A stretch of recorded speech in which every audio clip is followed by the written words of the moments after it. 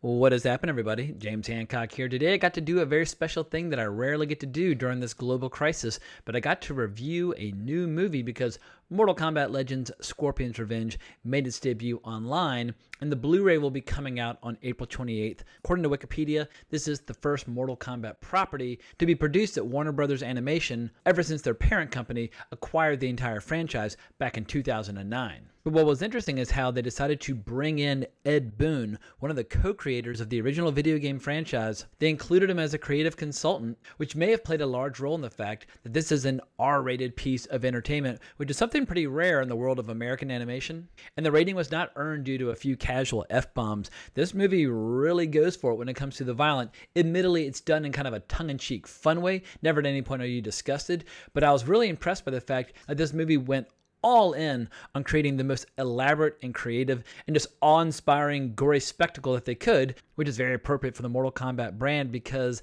I was 16 years old when the Mortal Kombat franchise came along and changed gaming forever. I was a sophomore in high school, and my friends and I were already in the habit of going to our local putt-putt to play a little miniature golf, as well as Street Fighter II. Street Fighter II had completely taken over the culture. However, when Mortal Kombat came out, it threw all of our interest in Street Fighter II right out the window. All we could think about and talk about was Mortal Kombat. It was unlike anything we'd ever seen. And for the next few years, I was all in on the franchise. Love Mortal Kombat 2, love Mortal Kombat 3. Some of the first times that I ever searched for anything on the internet, period, was when I was looking up combinations on Mortal Kombat 2 and Mortal Kombat 3, whether it was for friendship combinations or whatever the case might be, but there were so many secrets embedded in those games. Friendship. Because prior to getting online in the fall of 1995, the only way you learned any of these combinations was through word of mouth, hanging out at the arcade. And without going into too much detail, perhaps this might have been around the same time as some teenagers that I knew were starting to experiment with various mind-altering substances, so it was like a perfect storm. It was a perfect dovetailing of both chemicals as well as gaming. And then when Paul W.S. Anderson's movie came out in the fall of 1995, that was kind of the end of my association with the franchise. I saw it several times in the theater. I was all in. I think my favorite moment still is before the movie even starts. You just hear somebody scream Mortal Kombat, and then you start seeing the New Line logo, and then you start hearing all that techno music. But it was such an incredible way for the movie just to completely hit the ground running. But throughout college, I had one friend who was just in love with the Mortal Kombat soundtrack, so we used to ride around in his Maxima listening to it on a loop. And then for whatever reason, I don't even know why, after those three games and that movie, all of which I enjoyed, I just completely, totally disassociated myself from the franchise. And it's not like I quit gaming. I've been gaming pretty much every day for the last 25 years. But I think I just got totally burnt out on the format of two players fighting each other. Right around that time, there were so many games like Killer Instinct, where suddenly the market was just flooded with all these different games using a very similar format. And my interest in gaming has always leaned more toward open world RPG environments.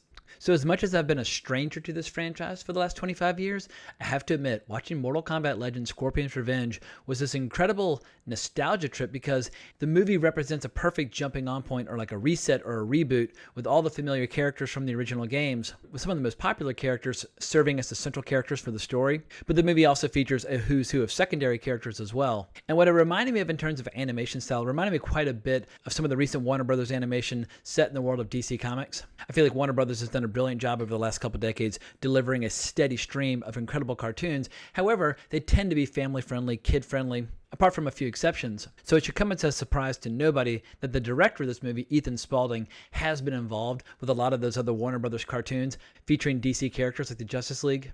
He worked as a co-director on Batman Assault on Arkham, and he also directed Justice League Throne of Atlantis. But the big question obviously is it worth it to throw down your cash to watch what amounts to a relatively short movie?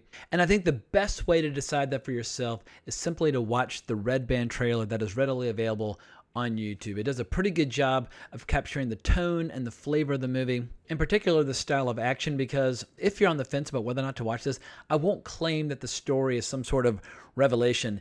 It feels and looks and resembles a lot of other martial arts movies where you have a lot of people going to a remote area to participate in a competition and chaos ensues. But because this is Mortal Kombat, obviously we're dealing with alternate dimensions and demons and wizards and that sort of thing. But the feature attraction of this movie is not only the action, but how it chooses to extend and prolong and focus on certain moments, because this movie goes all in on the R rating, anytime someone does a finishing blow or a crippling blow, as opposed to cutting away from it, which is what most cartoons for kids will do, instead this movie will focus all in, almost like an x-ray, showing joints ripping apart, showing skulls breaking apart, showing spinal cords being severed. It's a little bit of a gimmick, but it is an effective one. And that's, of course, in addition to all of the special moves and finishing moves that we're familiar with from the games. But the story, such as it is, chooses to have Scorpion as the central character, which is an interesting switch, because while I always loved playing the character of Scorpion, I never really felt like he was the star of the franchise. But because of a horrible personal tragedy that he endures at the opening of the movie turns into this incredibly elaborate revenge saga, where quite literally he goes to hell and back to avenge the killing of his family. And due to a deal that he makes with Quan Chi, who was first introduced in 1996, after I'd already stopped following the franchise. But I'll admit he's a pretty cool character in this movie. But he essentially empowers Scorpion and gives him the ability to seek revenge against Sub-Zero in this tournament. And the tournament is very similar to how we see it portrayed in Mortal Kombat 1, 2, and 3. Shang Tsung is running the affair. He's got Goro there as his champion. Raiden is there to observe, but he cannot actively participate in the tournament. But the main dilemma is that Outworld has won the last 9 tournaments with Earth, and that this time, if Outworld wins, they basically get to absorb Earth and rule over it as they see fit. And so it's up to our heroes to save the day and save the planet. And we have a who's who of classic Mortal Kombat characters. We have Johnny Cage, Sonya Blade, Liu Kang, obviously Scorpion and Sub-Zero. We get a little bit of Kano, who's always been a favorite of mine just because of the way he would rip people's hearts out in the original game. And then we get some characters from 2 and 3 as well. Characters like Katana or Jax. And then in some of the battle scenes, we have characters like Baraka or Reptile, but they're not exactly speaking roles. But that was one of the coolest parts of this movie, is that as the characters are scattered across this island to start competing in their various matches, we see a lot of landscapes and settings that resemble all the classic boards on Mortal Kombat 1 and 2, where people get to throw down. But I won't claim that all the characters are equally compelling, nor will I claim that they're particularly well written. Liu Kang was a big disappointment for me because I was always a massive fan of Liu Kang in the first game, just because his finishing move was so easy to do. You basically just rolled your joystick in a circle and you go brrrr, and what the? Anyway. Liu Kang wins. Fatality. You know the move. Sonya Blade, though, is really cool in this. And she has this great line early on where she says, "You're going to keep crying like a bitch or fight like a man." The balls to the wall attitude of a lot of these characters was very refreshing to me. And she has this really fun relationship with Johnny Cage, where Johnny Cage is kind of a pampered actor in a lot of ways and spends a lot of the movie not really knowing what's going on or getting into trouble or getting kicked in the nuts by Sonya. But by the end, the roles are reversed and he gets a chance to save her for once. And we get this great scene where they're standing back to back, going to war side by side. And it honestly gave me some goosebumps watching them throw down together. And for fans of classic Mortal Kombat Easter eggs, there are all kinds of little moments like Toasty, or one of my favorites, Scorpion's finishing move, where he basically rips his head off and blasts somebody with fire. I always thought that was one of the coolest. But when it comes to the actual writing and characterization in this movie, Scorpion's really the only interesting character, and interesting might even be stretching it because he's basically just full of rage and anger and hatred, and anytime he gets impaled on a spike or stabbed with a spear or looks like he's about to suffer certain death,